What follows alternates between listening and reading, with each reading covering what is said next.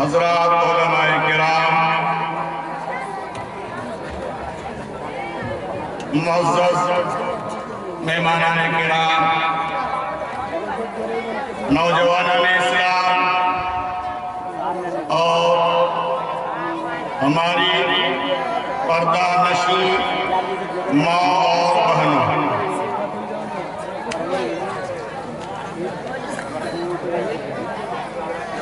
آپ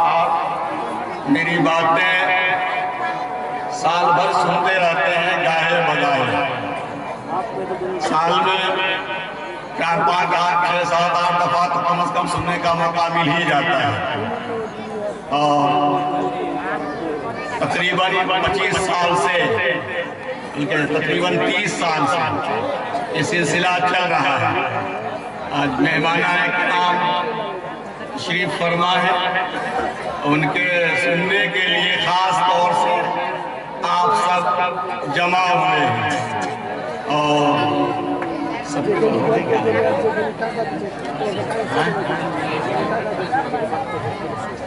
اس لیے بہت زیادہ وقت میں نہیں لوں گا، چند باتیں عرض کروں گا۔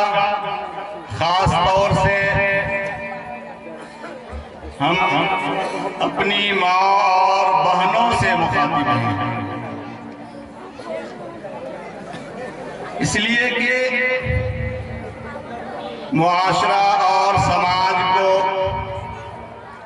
پاکیزہ بنانے میں اور معاشرے اور سماج میں دینی ماحول قائم کرنے میں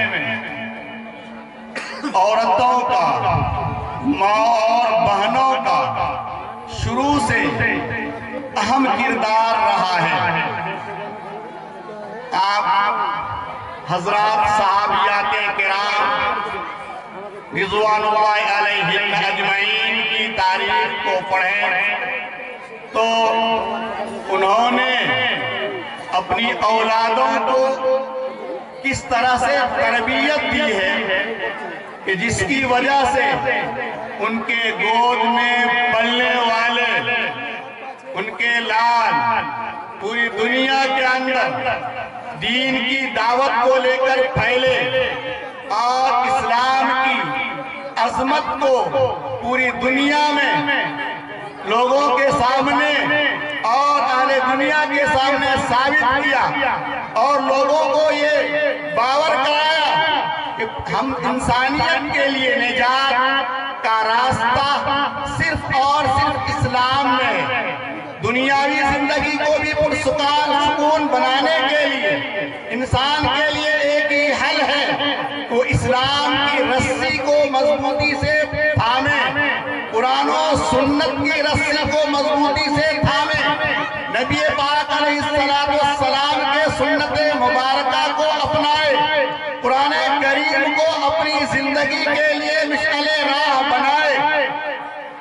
اور انہی ماؤں کی تربیت اور انہی ماؤں کے پرورش کا نتیجہ ہے کہ آج یہ دن ہم تک پہنچا ہے، اور آج پوری دنیا کے اندر اسلام کا بول بالا ہے۔ آپ حضرات، میرے ماں اور بہنوں، آج اگر ہم اپنی اولاد، کیونکہ ماؤں کے گود اس میں بچوں کی تربیت ہوتی ہے، اگر وہ بچے ہماری ماؤں کے گودوں میں صحیح طریقے سے تربیت پائیں تو یقیناً وہ دین کے دائی اور دین کے سپاہی بنیں گے، اور اگر ہماری ماں نے انہیں غیر اسلامی طریقے سے تربیت دی ہے تو پھر وہ بچہ، وہ ہمارا لال اور ہمارا لاڈلا، وہ کل دین کے نام پر بدنما داغ بن کر، جیسا کہ ہم آج دنیا میں دیکھ رہے ہیں۔ میں چند واقعات حضرات صحابیات کرام رضوان اللہ علیہم اجمعین کے سنانا چاہوں گا آپ حضرات کو۔ آپ حضرات بغور سنیں، اس لیے کہ اسلام کے اندر آپ یاد رکھیں عورتوں کا کتنا بڑا کردار ہے، صرف مردوں نے قربانی نہیں دی ہے، عورتوں کا اتنا بڑا کردار ہے۔ اس روئے زمین پر دین کے خاطر سب سے پہلے جو خون بہا ہے، دین کے خاطر میری مراد ہے نبی آخر الزمان جناب محمد عربی صلی اللہ علیہ وسلم کے تشریف لاؤنی کے بعد جو سب سے پہلا خون اس روئے زمین پر بہا ہے وہ ایک عورت کا خون ہے، حضرت سمیہ رضی اللہ تعالی عنہ، جنہوں نے جام شہادت نوش کرنا گوارا کیا لیکن دین سے ایک ذرہ برابر کے لیے ہٹنا انہیں گوارا نہیں ہوا۔ تو ہماری ماں اور بہنوں کے لیے بہت بڑی عبرت کی بات ہے۔ اسی طرح سے انہوں نے جو اپنی اولادوں کی تربیت کی ہے اس اولو العزمی کے ساتھ، اس مجاہدہ اور ہمت کے ساتھ، حضرت اسماء رضی اللہ تعالی عنہا کا نام نامی آپ حضرات نے سنا ہوگا۔ وہ حضرت اسماء ان کے بیٹے حضرت عبداللہ ابن زبیر بہت ہی ناز برداری کے ساتھ انہوں نے اپنے بیٹی کی پرورش کی۔ اخیر وقت میں جب کافی معمر ہو چکی تھی، تقریباً 100 سال کی عمر ہو چکی تھی، ایک مرتبہ بیمار تھی، ان کے بیٹے ان کے پاس تشریف لائے، حضرت عبداللہ ابن زبیر کہنے لگے، انہوں نے اپنی کمزوری کی شکایت کی اور پریشانی کی شکایت کی، تو حضرت عبداللہ ابن زبیر کہنے لگے کہ امی آرام تو مرنے کے بعد ہے۔ تو کہنے لگی بیٹا تم کیا چاہتے ہو، تم آرزو کرتے ہو میرے مرنے کی؟ میری تمنا یہ ہے کہ تم اللہ کے راستے میں شہید ہو اور میں تمہیں شہید ہوتا ہوا دیکھوں۔ ہائے ہائے میری ماں اور بہنوں، آج ہم چاہتے ہیں کہ ہمارے بیٹے کو کوئی کانٹا نہ چبھے، وہ دین کے لیے خدمت کرتے ہوئے کوئی کانٹا نہ چبھ جائے۔ تو یہ غور کیجئے، حضرت اسماء فرماتی ہیں کہ ہماری تمنا یہ ہے کہ تم اللہ کے راستے میں شہید ہو، اللہ کے راستے میں قتل کیے جاؤ، میری یہ تمنا ہے۔ ایک ماں یہ تمنا کر رہی ہے، کیا جذبہ تھا ماں کے اندر؟ آپ اسی ماں کی اولو عزمی دیکھیے، حجاج بن یوسف نے انہیں شہید کروا کر کے سولی پر لٹکا دیا، کئی روز سولی پر لٹکے رہے۔ اس کی ماں جاتی ہے اور کہتی ہے یہ سوار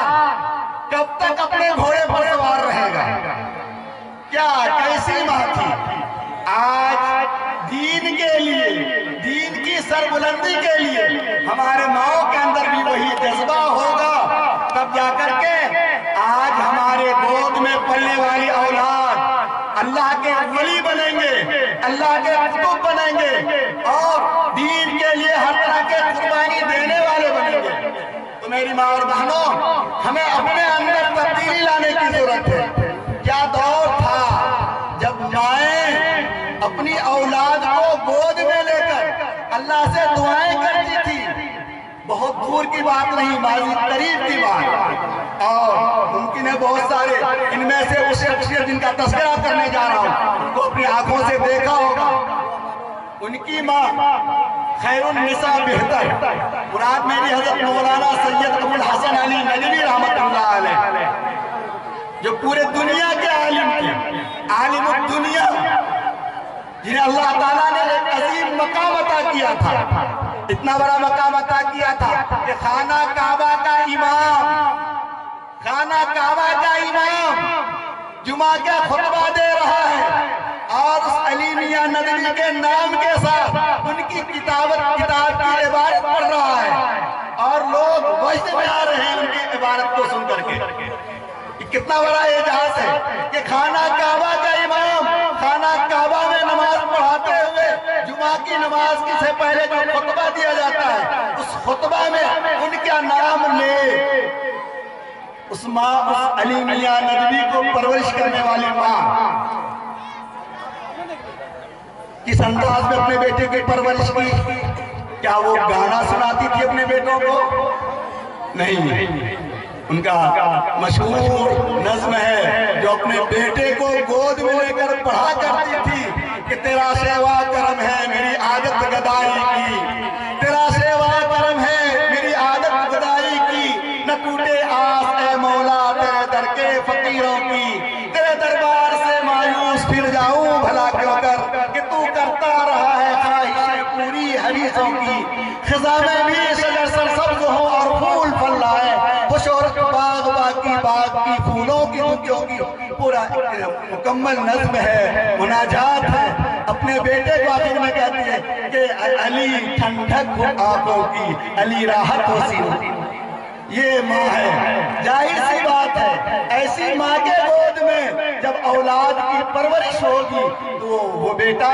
دنیا کا عالم بنے گا۔ خواجہ نظام الدین اولیاء رحمت اللہ علیہ، جن کے نام سے جن کے مزار پر جا کر کے آج ہماری مائیں منتیں مانگتی ہیں، ان کی والدہ نے کس طرح سے اپنے بیٹے کی پرورش کی، جب جا کر کے خواجہ حضرت نظام الدین اولیاء بنے۔ ان کے نانا کا ان کے والد کا انتقال ہو گیا، بیوہ تھی لیکن سود کاٹ کر کے گھر کا گزارا کرتی تھی اور اپنے بیٹے کو پڑھایا بدایون میں، پھر وہاں سے دہلی لے کر گئی، وہاں اولیاء اللہ اور بڑے بڑے جو بزرگ حضرات تھے ان کی صحبت میں رکھ کر کے اپنے بیٹے کو تعلیم دلوائی۔ گھر کے تربیت کا یہ عالم تھا، جب گھر میں کچھ کھانے کے لیے نہیں ہوتا تھا تو اپنے بچوں کو کہتی تھی کہ آج ہم اللہ تعالیٰ کے مہمان ہیں، آج ہم سب اللہ تعالیٰ کے مہمان ہیں۔ اس طرح سے پرورش کی گئی اپنی اولاد کو، اس طرح سے توحید کا نقش ان کے دل میں بیٹھایا گیا، تب جا کر کے بیٹا نظام الدین اولیاء بنا۔ سر سید احمد خان جن کی علمی تحریک نے پوری دنیا کے اندر دھوم مچائی،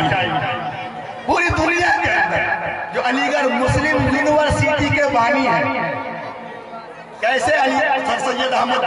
خان نے اتنا بڑا کارنامہ انجام دیا؟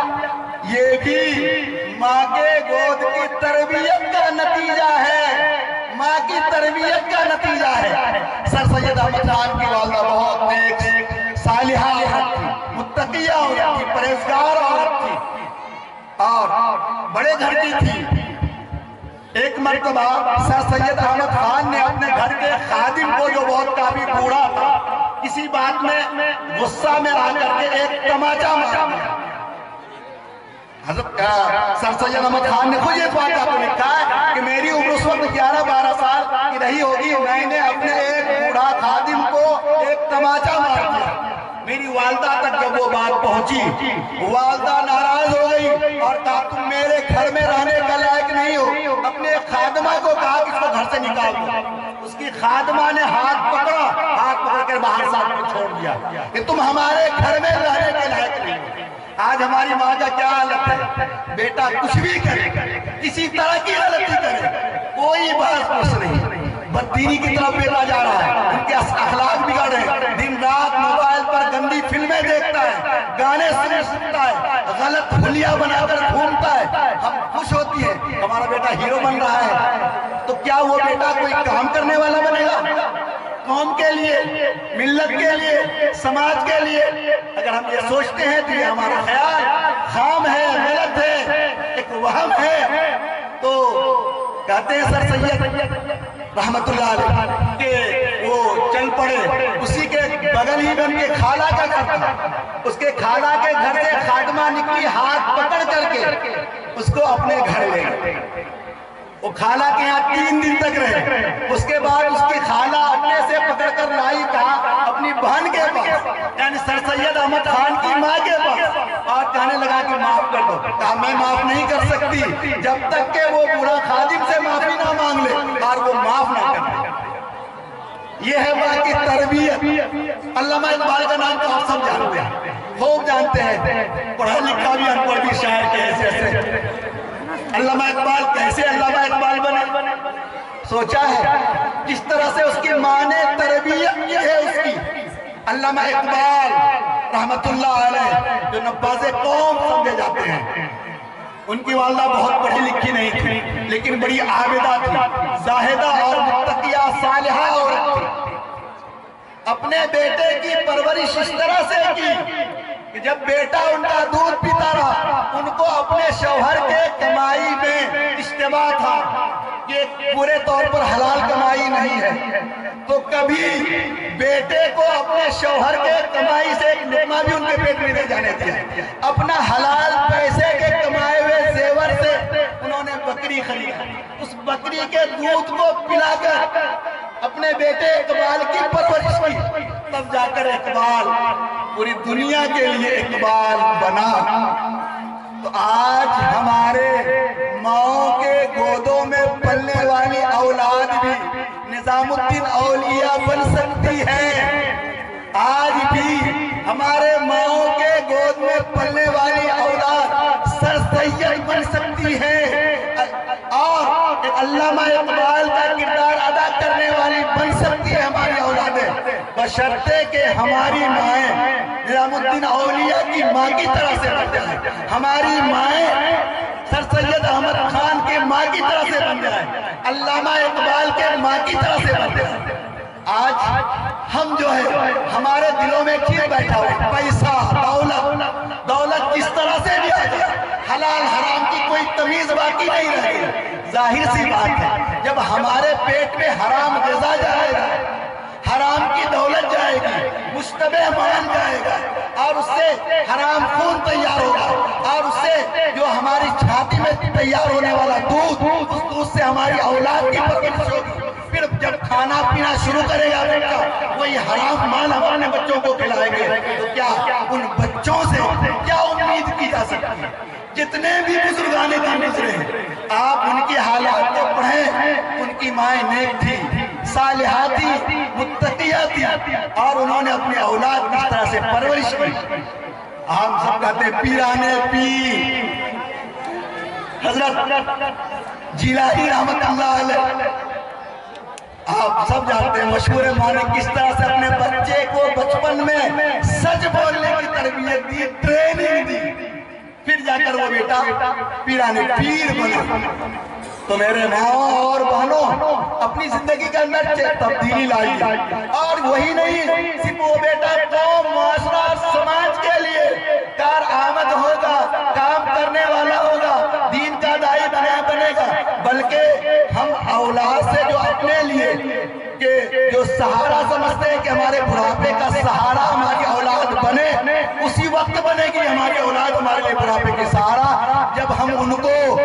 نبی پاک علیہ السلام کے بتائے ہوئے طریقے کے مطابق اولاد کی تربیت کریں گے، ان کے آپ کے بتائے ہوئے طریقے کے مطابق ان کی پرورش کریں گے، تب وہ اولاد ہمارے حقوق کو پہچاننے والی بنے گی اور بڑھاپے میں ہمارے لیے سہارا بنے گی۔ لیکن ہم اپنے بچوں کی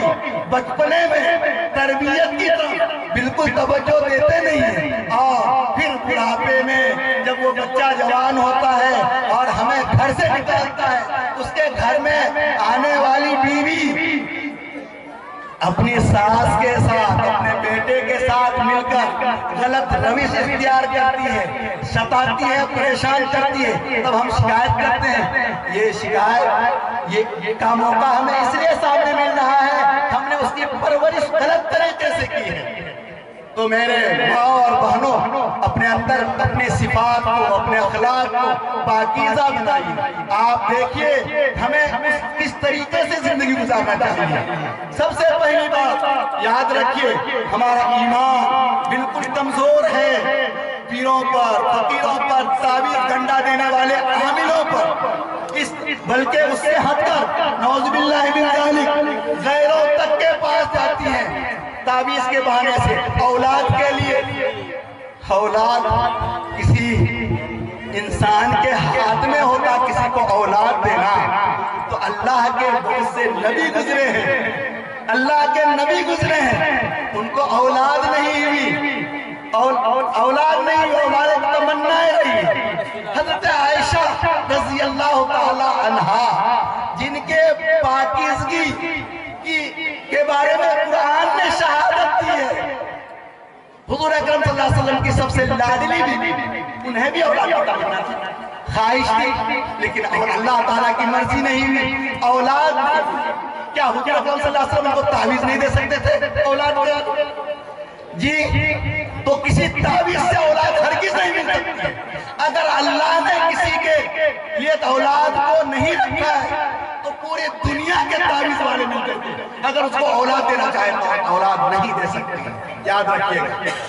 اور پورے دنیا مل کر کے کسی کو نقصان پہنچانا چاہے تو نقصان نہیں پہنچا سکتی ہے اگر اللہ کی مرضی نہ ہو۔ اللہ پر جب تک ہمارا یہ ایمان نہیں ہوگا مکمل اور یقین کامل نہیں ہوگا، ہمارے اعمال کے اندر بھی جان پیدا نہیں ہوگی۔ تو میرے ماں اور بہنوں، اللہ پر آپ کامل یقین کرنے والا اپنے مصیبت کے لمحات میں اللہ کی طرف ہاتھ اٹھائیے اور رو کر کے گر گرا کر مانگیے تو دیکھیے اللہ تعالیٰ کا در وہ در ہے جس در کا کوئی بھکاری محروم نہیں ہوتا۔ لیکن اللہ سے مانگنے والی صفات تو پیدا کیجیے۔ آپ خوب رو کر دعا کر رہی ہیں، حرام غذائیں ہمارے دلوں میں جا رہی ہے۔ میں آج اس مجلس میں مسجد میں بھی یہاں کہہ چکا ہوں، آج ہمارے پاس جو زمینداری کی دولتیں ہیں، معاف کیجیے گا، بہت کم ہے جو پاکیزہ طریقے سے ہمارے پاس وہ زمین آئی ہے۔ آپ کہیں گے یہ کیا کہہ رہا ہے؟ میں یہ نہیں کہہ رہا چوری یا کسی پیمانی کر کے لیا ہے۔ مثال کے طور پر آپ کسی کے پوتا ہیں یا پوتی ہیں، آپ کے دادا نے پھوپھی کا حق نہیں دیا، آپ کے دادا نے پھوپھی کا حق نہیں دیا،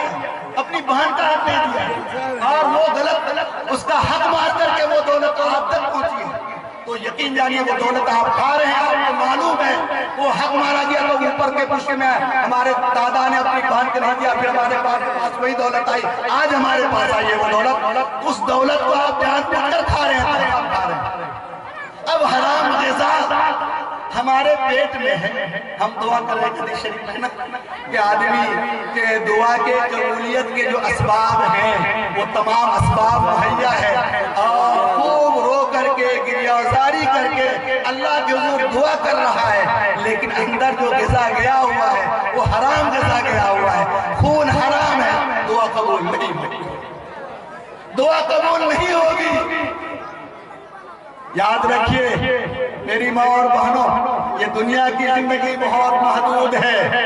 آخرت کی زندگی اصل ہے۔ آپ اللہ کو راضی کر کے دنیا کے اندر تنگ دستی کی زندگی گزار کر کے بڑے چلے جائیں، آپ کی زندگی کامیاب۔ قرآن آپ کے بارے میں کہتا ہے قد افلح المؤمنون، یہ ایمان والے کامیاب ہیں،